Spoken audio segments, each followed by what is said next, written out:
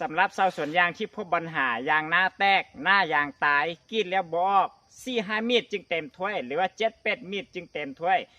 น้ำยางเหนียว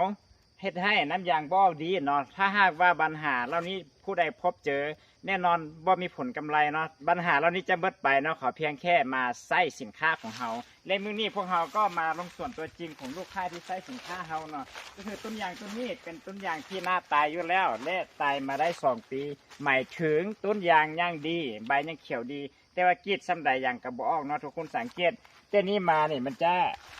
กรีดมาหลายปีป้ามาหลายปีแล้วจนบ่มีอย่างแล้วเนาะจนมันเป็นเกือบเป็นอย่างที่ปกติแล้วที่บ่แม่นนาอย่างที่เขากรีดแล้วและทีนี้กรีดมาฮอดนี้ก็บ่มีน้ำยางเนาะแล้วก็มาเปลี่ยนมาทางนี้ก็บ่มีน้ำยางแต่หลังใช้กิ่งคำแค่3 เทื่อเท่านั้นก็มามีน้ำยางนี่อันนี้ก็คือกรีดมื้อเช้านี้เด้อตอนนี้ก็คือเวลา1 โมง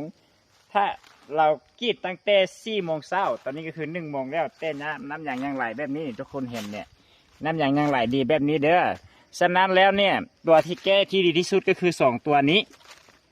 2 ตัวนี้เด้อตัวนี้ตัวกล้องน้อยจะเป็นตัวสารอาหารฟื้นฟูบำรุงตัวกล้องใหญ่ฝาแดงๆนี่จะเป็นตัว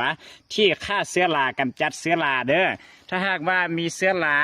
ถ้าเขาบ่ใส่จะมีโอกาสแพร่ระบาดไปให้กับต้นอื่นก็จะเห็นให้ต้นยางของท่านมีโอกาสตายหน้าไปละหลายต้นเนาะฉะนั้นปัญหาเชื้อราเป็นปัญหาที่บ่ควรสะลอใจมาใส่กิ่งคำไปพร้อมกันเพื่อผลผลิตที่ดีที่สุดของท่านเนาะขอขอบใจ